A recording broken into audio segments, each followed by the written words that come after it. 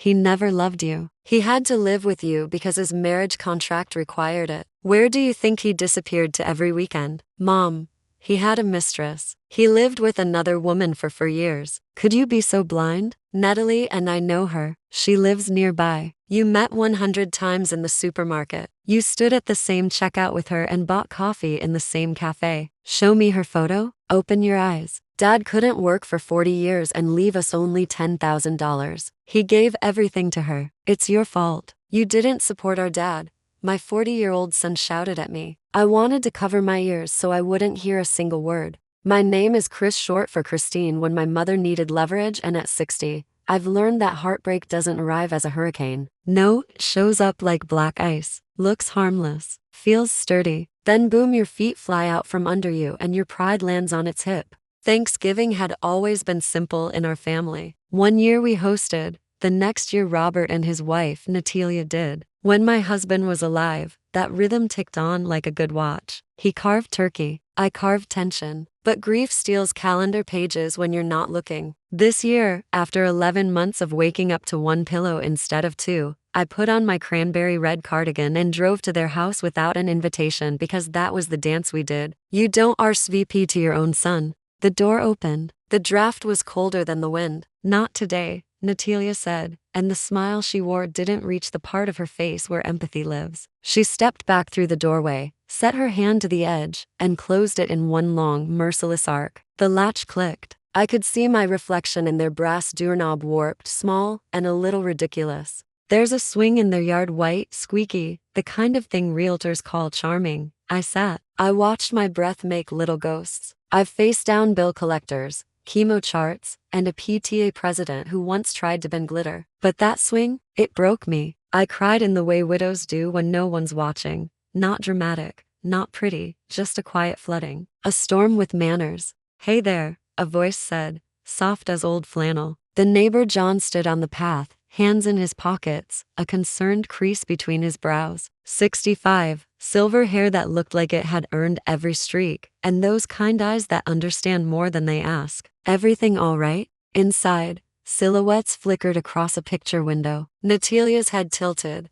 Robert's hand pointed. They didn't want the neighbors to know. That's when the door opened again, as if someone had elbowed guilt into the hinges. Mom, Robert said, glancing at John, doing a fast calculation. Embarrassment minus empathy equals performative courtesy. Come in. Inside, the house smelled like citrus cleaner and brittle goodwill. Samantha, 17, sat on the couch beside me, thumb flying across her screen. Kevin, 14, was glued to a couple playing pranks in a tiny rectangle, laughter bottled and mass-produced. I tried asking about school, art, fans. That earned me nods so small you'd need a microscope to label them polite. They left for their rooms as if crowd control had waved them through. The kitchen lights were bright enough to interrogate vegetables. I walked in, wiped my face, and reached for the stack of dinner plates. Let me help, honey, I said, the word honey doing the heavy lifting of a treaty. No need. Netelia grabbed my elbow and steered me like I was a shopping cart with one jammed wheel. She pointed at the set table. 4 plates, 4 napkins, 4 forks gleaming like they'd made team captain over the spoons. See? I only put 4 plates. She gestured to the dog's bowl, ceramic, bone motif, piled high with a mountain of boutique kibble. You can eat from the dog bowl. You're nothing to us anymore. We've lost everything because of you.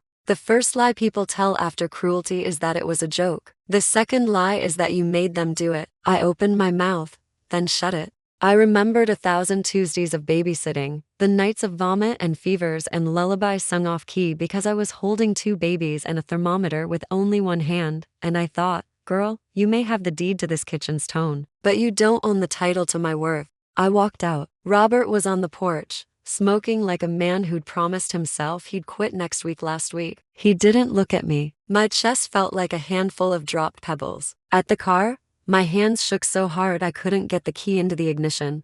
A knock came on my window. John again. You can't drive like this, he said, and I won't let you leave hungry. I've got an 8-kilogram turkey. You want me to eat it alone? I laughed at the absurd phrasing, 8 kilograms, like we were prepping for a science fair, and suddenly the world tilted back into its socket. You're serious? He nodded. My wife passed, he said gently. My son's in California. I do okay, but silence is louder on holidays.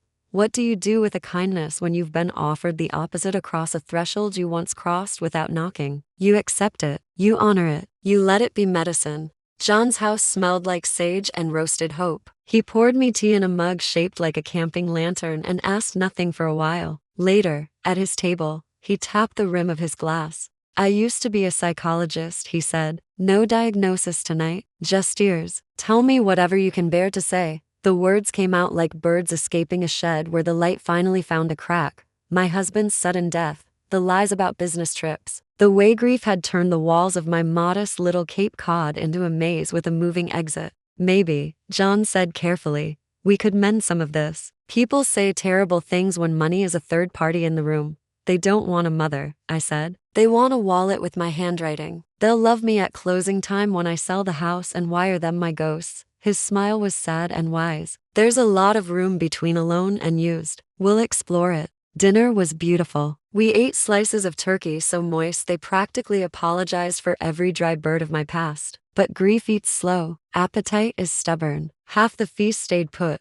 like an orchestra waiting for a conductor who missed his cue. John wiped his hands and looked at the table the way one looks at a field of unpicked fruit. Let's pack it up, he said. There are folks under the bridge who haven't had a hot plate in a while. Come on, let's trade sorrow for service. We loaded foil trays with turkey, stuffing, green beans studded with almonds, and mashed potatoes whipped to a gloss. The air grew colder as day shrugged into night. In the park, a man with a beard like winter's understory took a tray with both hands, and I watched his shoulders lower as if someone had taken an invisible weight off his back. A woman in a purple coat said, "Bless you," and the thanks landed on me like a blanket warm from the dryer. We kept going until we had nothing left but a single dinner roll and John's coat on my shoulders. One of my dreams just came true, he said as we walked back to the car. I spent Thanksgiving with you. Now I'd like to spend Christmas with you. I let go of his hand like it was a hot pan. My heart had just been told it was a fool by my own child. It wasn't ready to try on courage in another department. John, I don't know what I am right now, other than exhausted. He nodded, unoffended, the way a man does when he understands that boundaries aren't walls, they're walkways. That night, in my quiet house, I sat at the table my husband had refinished so many summers ago. I ran a finger along a nick he'd never sanded out. I thought of the words Robert had hurled at me, of the whispered rumors about a mistress which woman had stood beside me in a grocery line while he pretended to have a meeting. Grief can be a liar and a truth teller. Sometimes you don't know which voice is speaking until the echo settles. I slept hard and ugly. Morning dreamt itself into Saturday with the kind of cold that makes a house pop and sigh. At 8:07, the doorbell rang. I tied my robe, opened the door, and found a woman in a fitted blazer smiling at me like we were about to exchange pleasantries over a bowl of potpourri. Good morning, she chirped. We didn't know you'd be home. The owners usually leave during showings. She stepped aside, revealing a couple behind her, young, eager, triumph gleaming in their eyes like they'd just found a coupon for a life. I'm the listing agent. How long do you need to vacate? Not now, permanently. The buyers are prepared to pay full price and close this week. We'll need you out by month's end. I blinked. This is my house. Her smile hardened. You are nobody here. The legal owner already signed all documents. She flipped a folder open. Power of attorney, mental incompetence, facility treatments. She said the words like she was ordering a salad. My stomach dropped through the floorboards and kept falling. I stared at the signature that wasn't mine, the letterhead from an attorney who allegedly represented me, the stamp claiming I was unfit, institutionalized, sedated elsewhere. It is a holy thing, the moment a woman recognizes the shape of the fight in front of her. I lifted my chin. Give me 10 minutes, I said, and closed the door before she could protest. I called John. I need you. He arrived with that same quiet certainty he'd brought to the swing, the park, the long drive home. He read the papers, then stepped outside to the porch where the agent was explaining square footage to her clients like I was an inconvenient smudge on a glossy brochure. This showing is over, he said, voice calm, hands steady, eyes anything but. Leave now, or I call the police and report attempted fraud. The agent sputtered. The couple looked at each other, confusion spilling into alarm. They left, not nearly as briskly as they'd arrived. I exhaled. then dialed my lawyer James Richardson, a man who still left voicemail messages as if auditioning for radio. Christine, he said when he picked up, I was told not to disturb you at the facility. What facility, James? Your sister-in-law said you were undergoing treatment, that you'd signed a power of attorney granting your daughter-in-law authority to sell property as needed. I stood by the window and watched frost melt into beads on the glass. James, I said, each syllable a nail in a coffin that wasn't mine. I am standing in my kitchen in my robe, sipping coffee from my own mug, and I do not have a sister-in-law living, meddling, or otherwise. You've been conned. There was a pause on the line, the sound of a reputation realizing it had been used as a doormat. I'm on my way, he said. Make it quick, I replied, and hung up. Outside, a crow landed on the maple, tilted its head, and cackled like it knew a secret. I set my coffee down, looked at John, and felt something old and fierce wake up in my chest. Okay, I said, tasting steel where fear used to be. They wanted a war. Let's give them a syllabus. I've always said a lie is just a paper tiger. The trick is showing your teeth before it remembers its only pulp. While the maple out front hosted its committee of crows, I spread the forged documents across my kitchen table like a crime scene dinner service. John read silently beside me, glasses low on his nose. Whoever did this understands just enough law to be dangerous, he murmured. Wrong font on the acknowledgement, wrong notary wording, but right vocabulary in the body. Amateur theater with stolen costumes. I recognize the handwriting on the C in Christine, I said. Netelia loops her letters like they're auditioning for a baton-twirling squad. He smiled at that small, private. May I suggest a method? By all means, doctor. Shrink hat on for 2 minutes. He tapped the power of attorney page. People who attempt this sort of abuse rely on 2 things: your silence and your isolation. You break both loudly and with witnesses. Also, keep your mouth kind and your record-keeping cruel. Document everything. No improvisation with them. Save the jazz for me. I felt a laugh catch in my chest like a reluctant fire. Deal. We'll play classical with them. James Richardson arrived with his tie trying to strangle him. He read, paled, and swore under his breath like a deacon with a stubbed toe. Mrs. Hall, Chris, I am humiliated. I spoke with a woman who claimed to be your sister-in-law. She faxed a copy of what appears to be your signature. I failed to verify. Then you'll enjoy this redemption arc, I said, sliding him a legal pad. Here's the plan. First, an emergency revocation of any alleged powers of attorney, notarized and filed. Second, we record a notice of fraud at the county recorder's office. Third, we notify my bank and put an alert on any attempt to move title or funds. Fourth, you call the state bar hot enough to fry an egg and ask them what they think of a notary whose stamp expired 2 years ago. I tapped the corner of the page. Right here. James squinted. Good Lord. He straightened. I'll draft the revocation now. We'll need a mobile notary. John already had his phone out. Rosa, trustworthy. She notarized my will last spring. She'll come to you. Rosa arrived fast, a woman with the calm of a librarian and the ink pad of a pirate. She checked my ID twice, watched me sign, pressed her seal like a blessing. James photographed everything with a reverence normally reserved for baptisms. While he sent filings into the digital void, I brewed fresh coffee and found the steadiness that lives in routine. Measure, pour, wait, pour again. Widows get very good at small rituals. They're the bridges between islands of shock. What now? John asked.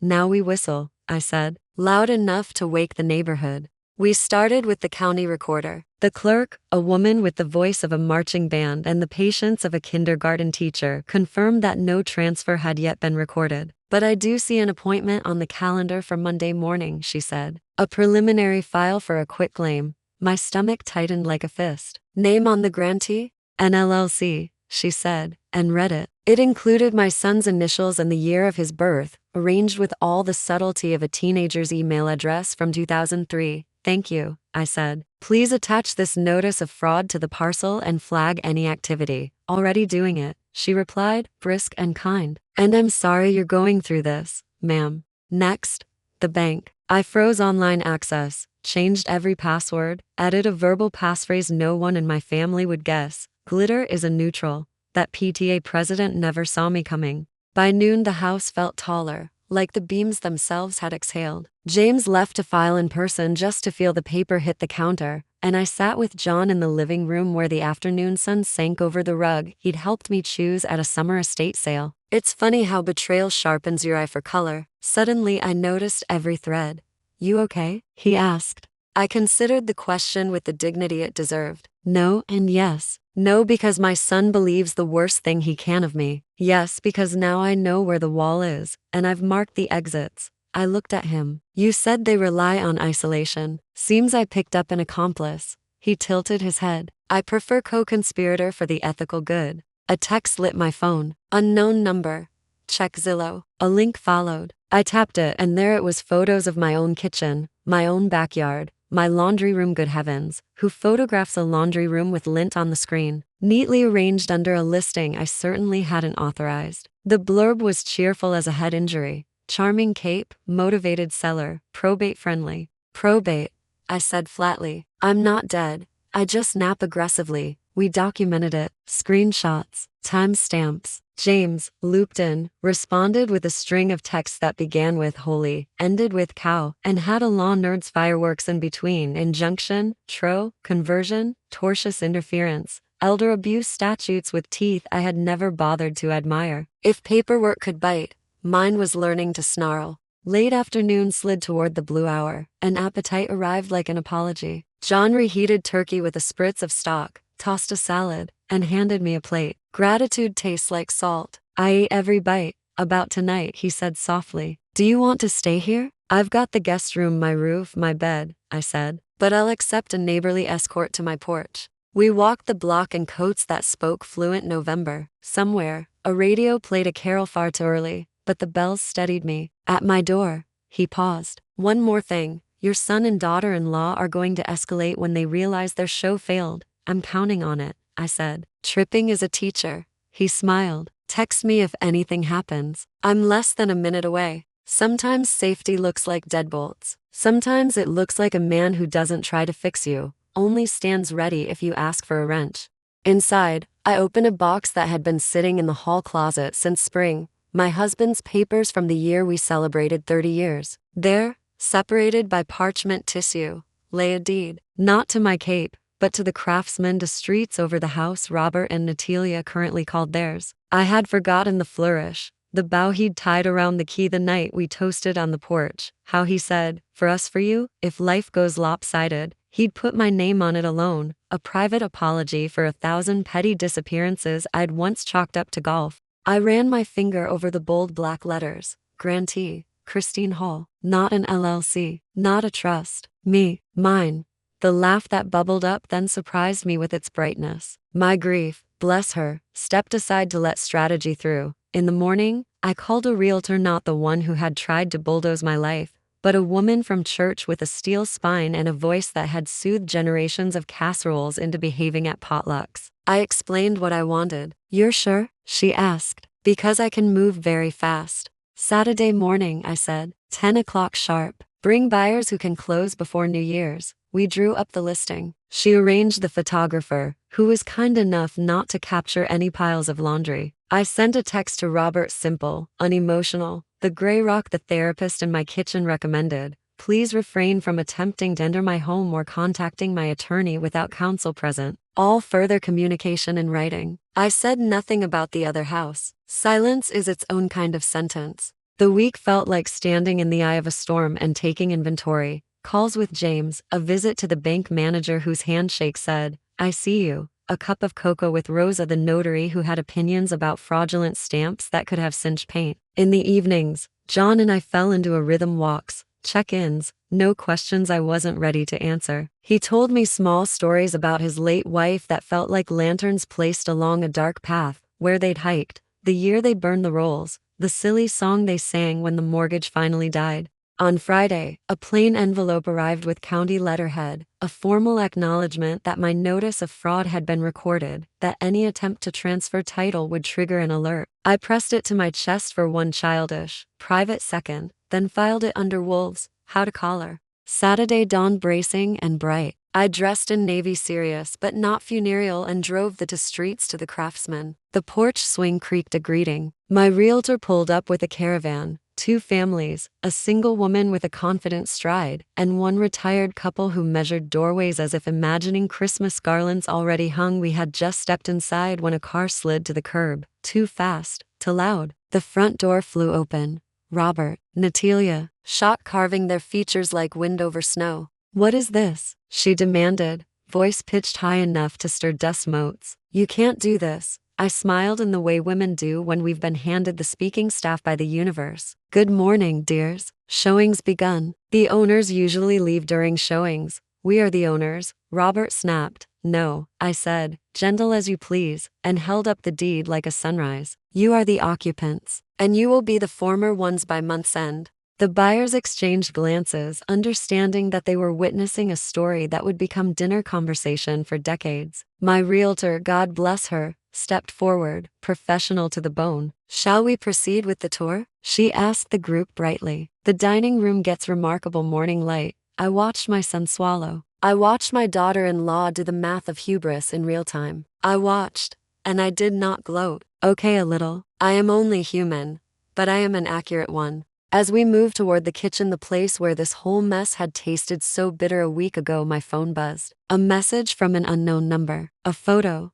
A hallway. A framed picture. My husband's arm around a woman I recognized from a dozen checkout lines and one particularly tense school play. The caption, "We should talk." I closed my eyes, inhaled, and told my heart the truth. Tigers are made of paper, but some are folded into complicated shapes. "Proceed," I told my realtor with a nod. Then to myself, after the tour, after the offer, after the pen bruise on my middle finger, I will go knock on the door of the woman who got the weekends. And I will not bow my head. Outside on the porch, John waited at the edge of the steps, steady as a lamppost, warm as a kitchen lamp left on for you. "Ready?" he mouthed. Oh, I was ready. But first, I had a house to sell. There's a moment when power returns to you, and it doesn't announce itself politely. It doesn't knock.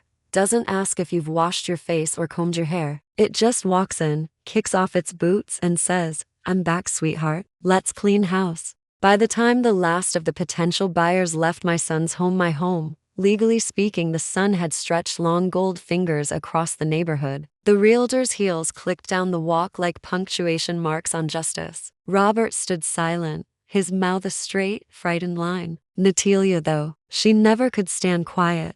"You're doing this out of spite," she hissed. "You're destroying your own family." "Spite?"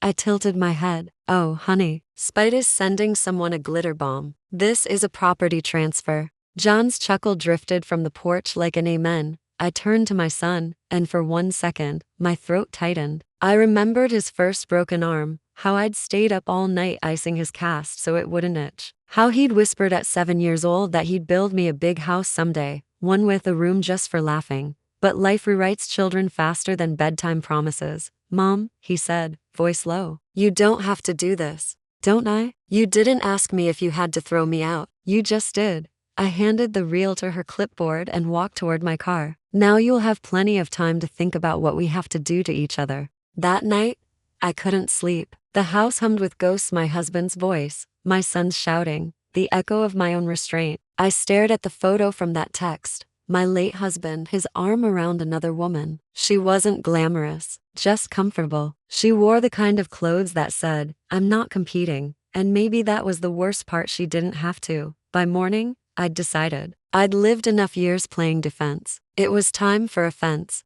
John showed up with a thermos of coffee and 2 muffins that could have doubled as paperweights. "You look like you made a decision," he said, passing me a muffin. I did. "I'm going to meet her."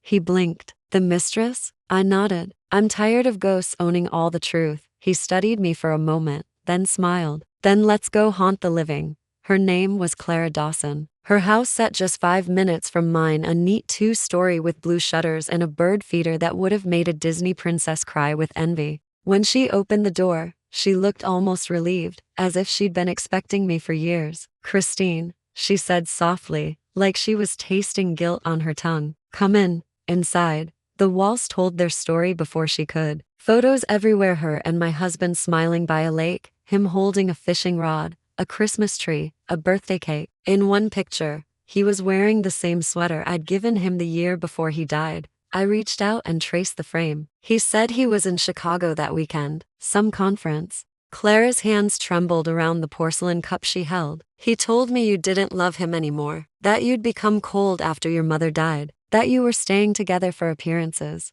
I almost laughed. The absurdity of it, me, the woman who sat through every miserable sales award banquet smiling, who made every excuse when he worked late. He was always good at stories, I said finally. Made everyone feel like the main character. Clara nodded, shame coloring her cheeks. He promised he'd leave after the holidays. He just never did.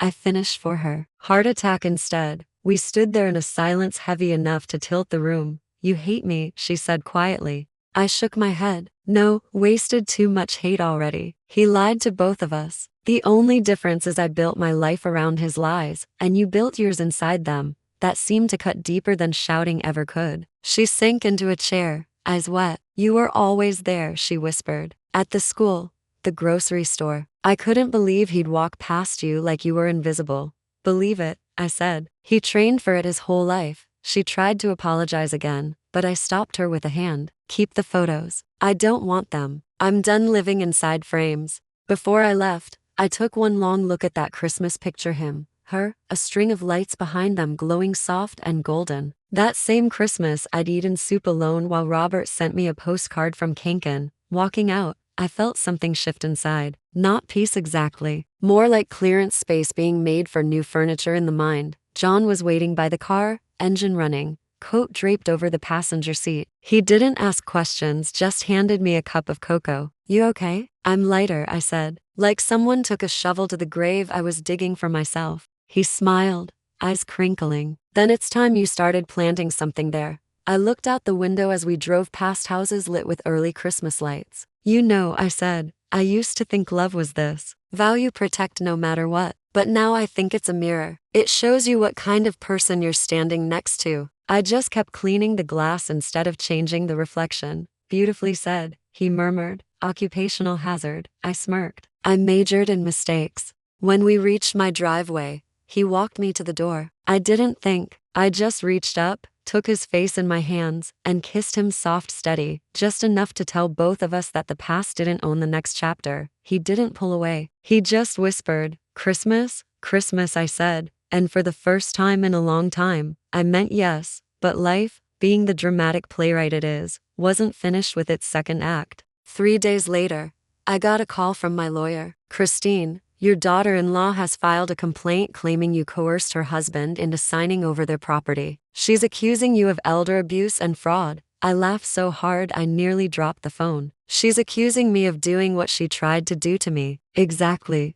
Oh, bless her. She's consistent, if nothing else. James cleared his throat. It'll go nowhere. We have the paper trail, her forged documents, the notary statement she's cooked. Then let her simmer, I said. Some people only learn when the pot boils. That evening, John came over with a box of ornaments and a grin. You said yes to Christmas, he reminded me. I looked around the living room, the same place where I'd cried on Thanksgiving morning, now glittering with fairy lights and pine scent. Yes, I said, but we're not just decorating, we're rebuilding. He raised an eyebrow. Rebuilding what? Me. He nodded solemnly. Then let's start with the star. We hung ornaments, laughed at our crooked handiwork, and played Sinatra till loud. And somewhere between the laughter and the clinking of cocoa mugs, I realized that the woman who'd once sat crying on a swing had been replaced by someone I almost didn't recognize, stronger, freer, and a little dangerous in the best possible way. And as snow began to fall outside, soft as redemption, I thought, let them talk, let them scheme. I've buried worse and built better. But deep down, I also knew one more reckoning was coming. Because when you take back your power, the people who stole it don't just vanish. They come knocking, this time with lawyers, guilt, or crocodile tears. And when that happened, I intended to be ready, heels polished, lipstick sharp, heart unbreakable. You can always tell when a guilty person is about to cry. They don't reach for tissues, they reach for an audience. It was 2 weeks before Christmas, and I had just finished setting up the nativity scene on my mantle when the doorbell rang. I half expected John with another pie or my lawyer with more good news. What I got instead was my son Robert standing on my porch like a boy waiting outside the principal's office. His eyes were red, his coat wrinkled, and guilt clung to him like cigarette smoke. Mom, he said, hands buried in his pockets. Can I come in? Now? Once upon a time, That word mom could have opened any door in my house. But not anymore. Not without conditions. You can, I said slowly, as long as you remember it's my house and my rules. You start shouting, and you'll be back on that porch so fast your shoes will apologize to the doormat. He gave a weak laugh. Fair enough. He sat on the edge of the couch, the same one where I used to rock him through croup and nightmares. I noticed how small he looked now, not in stature, but in certainty. That's what greed does to people. It strips them of all their taller parts. Netelia's gone to stay with her mother, he said. She's furious. Says I betrayed her. Did you? I asked. He hesitated. I don't know anymore. We were in over our heads. We thought you'd give us the house after Dad died. You always said you wanted to help us. I said I wanted to be there for you, I corrected. Not bankroll your lifestyle like an ATM with a uterus. He winced. You make it sound so ugly. Son, I said gently, it is ugly. You both tried to steal from me. You forged papers, lied to my lawyer, and had strangers walking through my home like I was a ghost. I raised you better than that, or at least, I thought I did. He dropped his face into his hands. She said we were losing everything because of you. That you wouldn't share, that you were punishing us for Dad's mistakes. I almost softened there. Almost. But I'd spent enough years mistaking pity for love. Robert, I said, your father punished himself plenty. I'm not the villain in this story. I'm just the woman who finally stopped letting her family write bad sequels. He looked up, tears glinting. Mom, I didn't know she'd fake those papers. I swear I didn't. She told me it was legal, that you were sick, that you wanted to move to Florida. I didn't think to ask your own mother. I interrupted. You could have called, knocked on my door, but you didn't. You believe the woman who benefits from my downfall instead of the one who gave you life. So forgive me if I don't rush to absolve you over cocoa and cookies. His eyes filled again. I just wanted to fix it. I came to tell you. I told her I'm done. That she can keep her lawyers and her lies. There it was, the prodigal tears. Not crocodile. Not fake. Just wet and desperate. Still, I wasn't going to hand out forgiveness like candy canes. I folded my arms. You'll forgive me if I don't applaud your moral awakening quite yet. Actions first, apologies later. He nodded, ashamed. You're right. Good, I said, standing. Now, since you're here, make yourself useful. I need help hanging the lights on the porch. His head snapped up. What? Lights, ladder, gravity. You remember those things, right? If you're going to stand here in my living room asking for redemption, you might as well earn it one bulb at a time. He blinked, and then slowly, like a sunrise, smiled. You haven't changed. Oh, I've changed plenty, I said, tossing him the tangled mess of wires. I just upgraded my boundaries. Later, as twilight turned the yard silver blue, John walked over with a thermos of cider. He watched Robert on the ladder, untangling the lights. Well, look at that, he said softly. Prodigal son returns, toolbox in hand.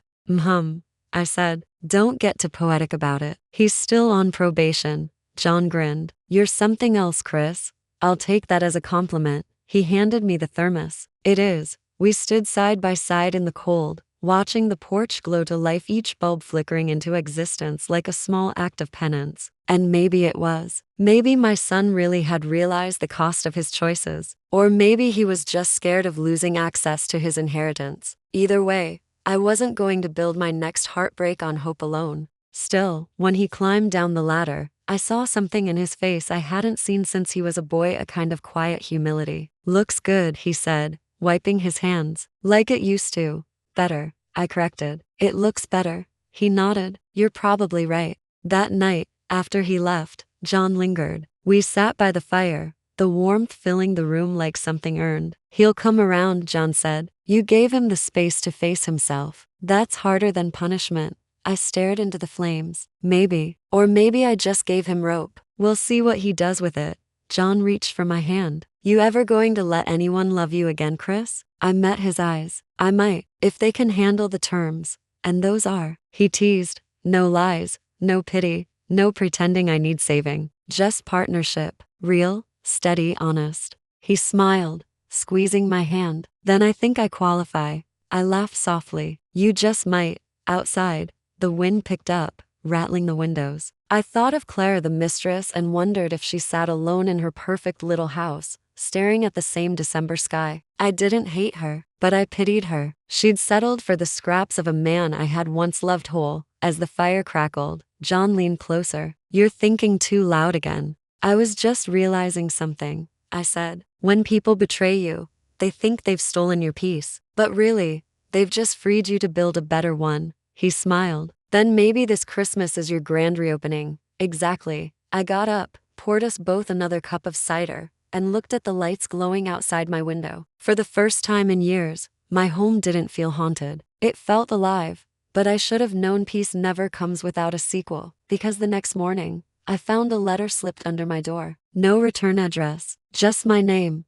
Inside, a court summons. From Netelia. She was taking me to court for emotional distress and undue influence. The battle wasn't over, but I smiled anyway, because this time, I wasn't the one on the doorstep crying. I was the one inside, with the lights on, waiting. They say justice is blind. Personally, I think she just needs bifocals. When the court summons arrived, it was printed on paper so thick it could have doubled as insulation. Plaintiff, Netelia Hall. Defendant, Christine Hall. The charges were absurd intentional infliction of emotional distress, undue influence, fraudulent property manipulation. In short, she was accusing me of doing exactly what she'd tried to do to me. Projection in its purest, prettiest form. I poured myself a cup of coffee, stirred in an extra spoon of sugar, and said out loud to my empty kitchen, "Oh honey, you picked the wrong grandma." John came over within the hour, wearing his calm down, everyone sweater. "You got it?" he asked.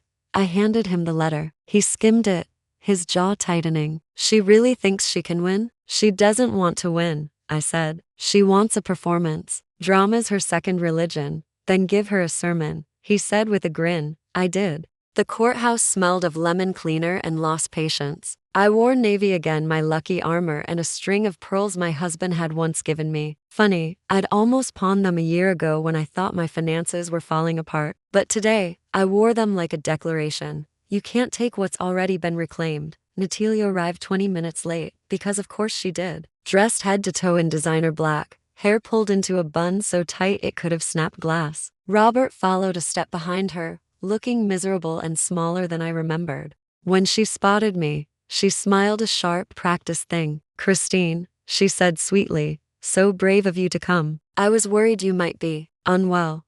I smiled right back. "Oh, I'm excellent, dear. My mental health's never been better. Though I hear your conscience is bedridden." Her smile cracked just enough to let the venom show. "We'll see how you feel after the judge hears about your little house stunt." "Oh, I hope she does," I said. I love an audience for my greatest hits. The bailiff called the session to order. Hall versus Hall, the docket read, as if it were some Shakespearean farce. And maybe it was. The judge, a woman in her 50s with no patience for melodrama, glanced over her glasses at us. "This should be interesting," she muttered. Netelia's lawyer went first. Slick, loud, too much cologne. He painted a picture of a confused elderly widow manipulating her fragile son, coercing him into surrendering his property, and engaging in predatory legal maneuvers. When he said predatory, I almost waved. Then it was my lawyer's turn. James Richardson, back from the ashes of his earlier embarrassment, now fully armed and righteous. He began by laying out the forged documents. "These are the papers my client allegedly signed while institutionalized," he said, voice steady. "Except she was never institutionalized. She was at home, paying taxes and volunteering at a food drive." He turned toward me. "Mrs. Hall, could you please confirm where were you on the date this signature was supposedly witnessed?"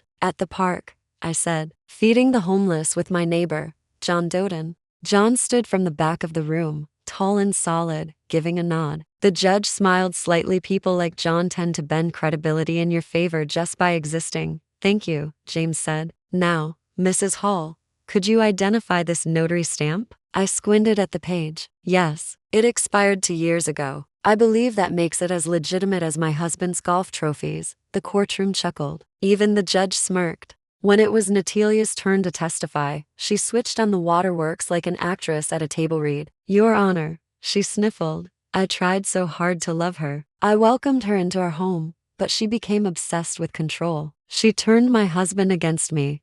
I leaned toward James. "Should I raise my hand when the fiction starts or wait until she adds dragons?" He whispered, "Let her hang herself with adjectives." She kept going, dramatic pauses and all, until the judge finally interrupted. Mrs. Hall, the younger one, you do realize the property in question was legally owned by your mother-in-law, correct? Netelia blinked. But Robert lived there. So does my cat, I muttered. Doesn't make him a tenant. The judge ignored me, but I caught a twitch of amusement at the corner of her mouth. Then came the moment that sealed it. James pulled out a stack of phone records, texts, emails, even a voice message from the realtor she'd hired to sell my house. Her voice filled the courtroom. She's too old to fight this. Once the papers go through, she'll thank us later. The silence that followed was glorious. You could have heard her self-respect hit the floor. The judge cleared her throat. Mrs. Hall again, the younger you are hereby advised to consult your own counsel on perjury before continuing. I'm dismissing this case with prejudice.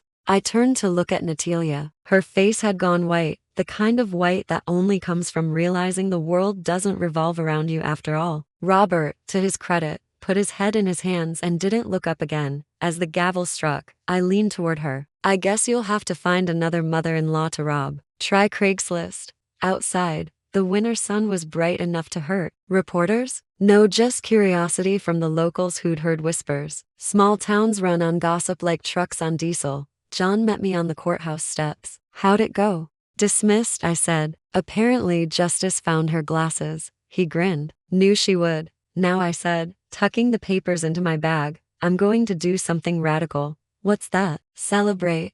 He raised an eyebrow. Champagne or revenge? Both, I said. But not tonight. Tonight's for peace. We went to a small diner off the main road, the kind with red vinyl booths and pie slices bigger than you regret. The waitress recognized me. Word travels fast in Maplewood. Heard you cleaned house, Mrs. Hall, she said with a wink. You want extra whipped cream? Darling, I said, pile it on like vindication. We laughed until the air around us felt lighter. But as I drove home that night, lights twinkling across yards and frost painting the windshields, I thought about Robert. I hadn't seen him since the courtroom. Maybe shame needed solitude. Maybe he'd find his way back to himself, or maybe not. I couldn't mother him back into morality. Still, when I reached my porch, I noticed something new. A small package. No label. Inside, one of my old family photos. Me, Robert, his father. Thanksgiving. Years ago. Tucked behind the frame, a note in Robert's handwriting. I'm sorry, Mom. I was blind. You deserved better from all of us. I'll earn your forgiveness, not ask for it. Love R. I sat down on the steps, the night air biting my cheeks, and for the first time in months, I cried. But not the way I had on that swing weeks ago. These weren't tears of loss. They were the kind that wash something clean. John found me there, holding the frame. You okay? He asked. I think I'm finally starting to be, I said. Turns out justice and closure make a pretty good duet. He smiled, slipped his arm around me, and said, then let's give the encore on Christmas. I laughed through my tears. You read my mind. That night, after he left, John lingered. We sat by the fire, the warmth filling the room like something earned. You know you've finally healed when revenge starts to feel like housekeeping, necessary, efficient, and oddly satisfying. Christmas came early that year in Maplewood. Or maybe it just felt early. The town glittered like a snow globe shaken by God himself. I'd already decided that this Christmas wouldn't be about absence, no empty chairs, no ghost plates, no missing pieces. I had new plans. Tell me again why we're roasting to turkeys? John asked as he stood in my kitchen, wearing an apron that said kiss the cook, not the therapist. Because, I said, basting one with practice precision. One's for us and one's for the people under the bridge. Same as Thanksgiving. You and I started a tradition, and traditions are sacred, especially the ones born from broken hearts. He smiled, shaking his head. You're unstoppable. Please, I smirked. I stopped plenty of nonsense this year. The phone buzzed on the counter. Unknown number again. But the message made me pause. Mom, can I come for Christmas dinner? Robert. I stared at the screen for a long moment, fingers hovering over the keys. Then I typed, dinner's at 6. Bring your appetite, not your excuses. When he arrived that night, he looked different, smaller somehow, like guilt had trimmed him down to his real size. He was carrying 2 grocery bags. What's that? I asked. Dessert, he said, and gifts, for you and for John.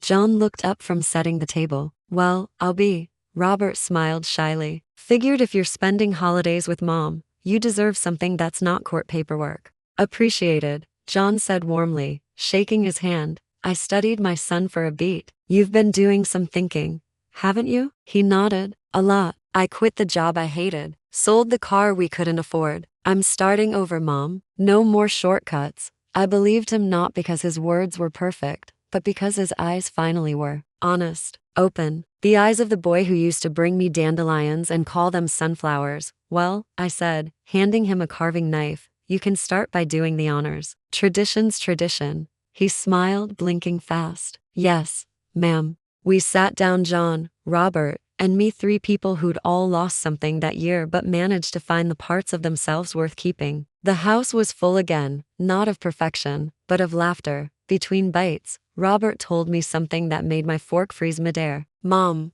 Netelia moved back with her mother. She's selling the last of what's hers. She said she's filing for divorce. Well, I said, cutting another piece of turkey, I hope she sells her mirrors too, since she can't stand reflection. John chuckled into his cider. You don't pull punches, do you? Never did, I said. It's my best quality. But after dinner, when the lights dimmed and the fire warmed the room, I caught myself thinking not about Netelia, but about me. About how I'd let betrayal define my life for too long. I'd been the grieving widow, the scorned mother, the quiet victim on the swing. But that woman was gone. John must have seen it on my face. Where'd you go just now? He asked softly. Forward, I said. I went forward. He smiled, that patient smile of his, the one that said he understood more than he'd ever say aloud. We stepped outside after dinner, each of us holding a cup of cocoa. The stars were so bright they looked almost artificial. You ever think about what's next? John asked. I do, I said. I think about finally selling the house. The old one. The one that still smells like a man who lied. He nodded. Closure? Justice, I said. The legal kind and the poetic kind. He laughed. My favorite combination. A few days later, I did it. Listed the house. My husband's gift. The one he'd given me for our 30th anniversary. The one Robert and Netelia had once tried to steal. I wanted it gone, not out of bitterness, but release. My realtor nearly choked when I called. Chris, are you sure? Oh, I'm sure, I said. Saturday morning, 10 sharp. Bring buyers who pay in full. Saturday arrived crisp and cold. I wore my winter white coat and that same string of pearls. A small rebellion, wearing something beautiful on the day you close a painful door. And just like déjà vu, a car pulled up, a couple of buyers stepped out, and the realtor began her practiced introduction. Then another car screeched to a halt. Out stepped Netelia. Are you insane? She snapped, storming up the walkway. You can't sell this house. I smiled, calm as snow. Oh, I can. This house belongs to me. Always did. Your husband signed nothing but bad checks and broken promises. This is our home. She shrieked. Our children grew up here. Correction, I said. My grandchildren. And they'll always have a place with me. You, on the other hand, have a place in civil court if you keep yelling. The buyers exchanged glances, intrigued by the live theater. The realtor, God bless her, kept her composure. Mrs. Hall, perhaps you'd like to continue this discussion privately? No need, I said sweetly. Everything's already been decided. She forged documents. I filed charges. She lost. Now, if she'll excuse us, we have a closing to prepare. Netelia's face went from red to white to gray. She looked at me like she was seeing me for the first time, not the soft old woman she thought she could push around, but the steel beneath the cardigan. You regret this, she hissed. I leaned in, close enough for her to smell the peppermint on my breath. Sweetheart, I regret nothing, but you will. She left in a storm of perfume and entitlement. The buyer smiled, shook my hand, and made an offer on the spot. Full price, cash. By Monday, it was done. The house was sold. The chapter was closed. That evening, I drove past the now empty house one last time. Through the window, I could still picture the life that had once played there, my husband laughing, my son's toys scattered, a younger me stirring soup and believing it all meant something permanent. But permanence, I've learned, is a myth sold by jewelry stores and real estate agents. John's car pulled in behind mine. He got out, walked over, and took my hand. You sure you're okay? He asked. I'm sure, I said, squeezing his hand. I'm lighter than I've been in years, and for once, I don't owe anyone an explanation. He smiled. So what now, Mrs. Hall? I turned toward him, kissed him, this time slow, sure, on the lips. Now, Mr. Doden, we go home. We've got a Christmas tree waiting, and as we drove away from the past, the first flakes of snow began to fall soft, endless, forgiving. They say ghosts only haunt where they're invited. But mine never needed an invitation. They had house keys and a family tree. Christmas morning came quiet, the kind of quiet that feels earned. My little house smelled of cinnamon and cedar. The fire was crackling, the turkey already roasting. John was in the kitchen making pancakes shaped like stars, which looked more like asteroids, but the intention was good. You're humming, he said without turning around. I'm relieved, I corrected. There's a difference. Relief hums in major keys. Regret hums in minor. He laughed. You're impossible. Not impossible, I said, just finally free. We sat down to breakfast, me in my flannel robe, him in that ridiculous red sweater with blinking lights sewn into the sleeves, and clinked our coffee mugs like they were champagne glasses. To new traditions, he said. To peace and pancakes, I replied. Peace, however, is fragile. It's like good china, looks solid, but one knock from reality and it'll shatter. At noon, the knock came. Not metaphorical. Literal. 3 sharp taps on the door. John raised an eyebrow. Expecting someone? No, I said, standing. And that's what worries me. I opened the door to find a young woman barely in her 20s, bundled in a long coat, cheeks pink from the cold. Her eyes were uncertain but determined. Mrs. Hall? She asked. That depends on who's asking, I said. I'm Lily Dawson, she said. My mother is Clara. Ah, the mistress's daughter. Well, I said after a long pause. That's a twist I didn't see coming. Come in, before your eyelashes freeze off. She stepped inside, eyes darting around as though she expected me to throw her out. I'm sorry for showing up unannounced, she said. I found some letters. From your husband. To my mom. They were strange. Strange how? I asked. He wrote about guilt, she said softly. About wanting to fix things before he died. He mentioned money he'd hidden. For you, John. Sitting at the table, went still. Hidden where? She reached into her bag and pulled out an envelope. There's a safety deposit box listed here. In both your names. I thought you should know. I stared at the paper, my pulse picking up like a drum. Both our names. He'd never told me about that. Why bring this to me? I asked. Lily hesitated. Because Mom's sick. She said she doesn't want to keep secrets anymore. She asked me to give it to you. I took the envelope gently. Thank you, sweetheart. You just gave me something better than gold clarity. She smiled, awkward and shy. Merry Christmas, Mrs. Hall. Merry Christmas, Lily. And tell your mother. Tell her I wish her peace. When she left, I sat down at the table, staring at the document like it might bite. John poured 2 fresh mugs of coffee. You going to open it? Not yet, I said. I want to breathe first. We drove to the bank the next day. The manager recognized me. Small towns have long memories and longer gossip chains, and escorted us to the vault. Inside the safety deposit box was a single manila envelope and a tiny velvet pouch. The envelope held a letter, dated 2 weeks before his death. Christine, if you're reading this, I didn't get the chance to fix what I broke. I was a coward. I thought I could have both a family and a fantasy. But guilt has teeth, and it's been chewing at me for years. This money, what's left of my savings, is yours. It was never meant for anyone else. Use it for something that matters, something that lasts longer than my mistakes. Michael.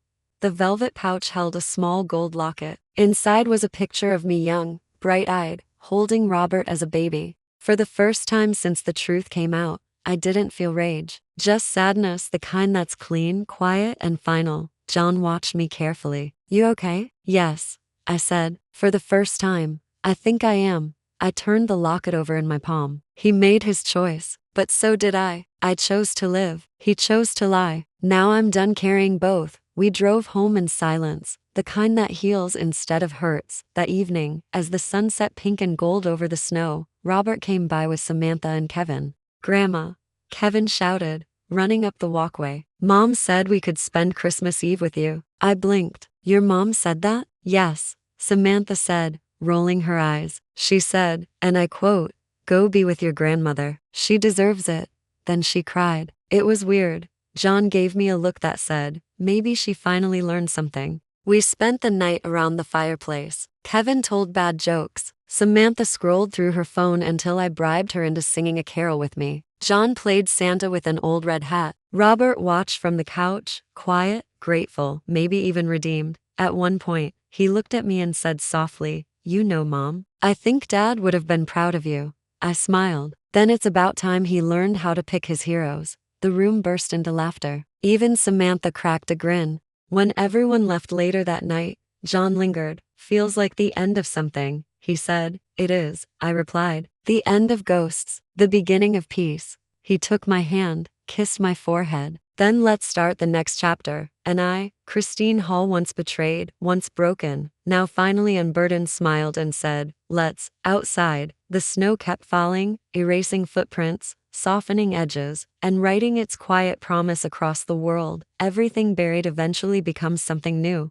There's a certain stillness that comes after a long storm. The kind that doesn't feel empty, it feels earned. That was how the last morning of the year found me, sitting at my kitchen table, wrapped in an old quilt, coffee steaming beside a plate of toast, listening to the world finally exhale. For once, there were no calls, no court papers, no confrontations, just quiet. And the quiet wasn't lonely, it was mine. John came in without knocking, the way people do when they've already taken root in your life. He was carrying a basket of oranges and a grin that could have powered a small town. Morning, Mrs. Hall, he said cheerfully. You ready for our New Year's plans? Plans? I asked, arching an eyebrow. You mean sitting on the couch, watching the ball drop, and making fun of people freezing in Times Square? Not this year, he said, shaking his head. You've had your year of battles, of goodbyes, of ghosts. Tonight's for beginnings. He handed me a small envelope. Inside was a ticket too, actually to California.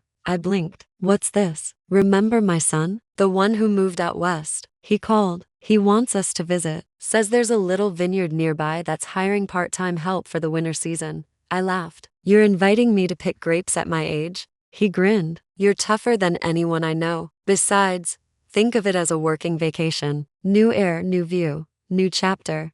I traced the edges of the ticket. John, I haven't left this town in years. I know, he said. That's why it's time. That afternoon, as I started packing a small suitcase, I found the gold locket again, the one from the safety deposit box. I held it for a moment, then set it on the mantel beside the framed photo Robert had returned to me. Two sides of the same story, two men I'd loved in very different ways. When I looked out the window, I saw Robert's car pulling into the drive. He was alone this time. He came to the door holding a single red rose and a small envelope. I won't stay long, he said, handing me the envelope. It's a letter from Samantha. She wanted to thank you for not giving up on us. I smiled. She's a smart girl. Gets that from my side. He laughed softly. Probably. Mom, I know we can't erase what happened, but I want you to know I'm changing. I started volunteering, same shelter you feed people at. Turns out, doing good feels better than doing damage. I put my hand on his cheek. That's my boy. You found your backbone again. Took you 40 years, but it looks good on you. He smiled, eyes glistening. I love you, Mom. I love you too, Robert. And I forgive you. Not because you deserve it, but because I do. He nodded, and for the first time, it didn't feel like a goodbye. It felt like balance. New Year's Eve arrived with soft snow and a sky full of promise. John and I decided to skip the parties, skip the noise. We drove to the overlook instead, the same one we'd stopped at after feeding the homeless that first night. The town stretched below us, sparkling with 1,000 small lights. You know, he said, you've changed the story everyone tells about you. How so? I asked. Well, for a while, you were that poor widow whose family turned on her. Then you became that woman who took them to court and won. Now, he smiled. Now you're the one who gives out turkeys, advice, and second chances. I laughed softly. I like that version better. We sat there in comfortable silence as the clock crept toward midnight. The world felt wider than it had in years. When the first fireworks bloomed over Maplewood, John took my hand. Christine, he said quietly, you sure you want to come with me? New place, new rhythm, it's a big step.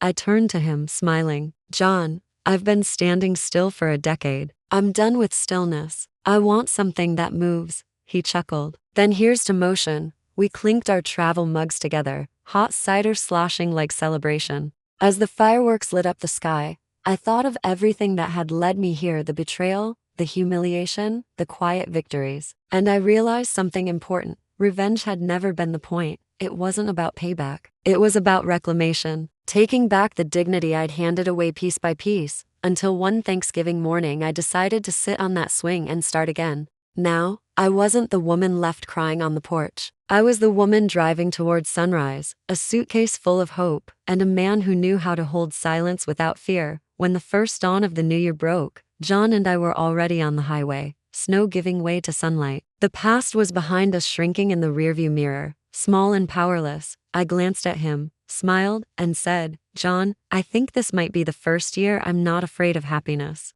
He squeezed my hand. "Good, because I intend to make sure you get used to it." I laughed, leaning back against the seat, the locket around my neck catching the early light, and as we drove into the horizon, I whispered to myself, half a prayer, half a promise. May the next chapter be written in joy, not survival, because after 60 years of loving, losing, and learning, I'd finally discovered the most radical form of revenge there is.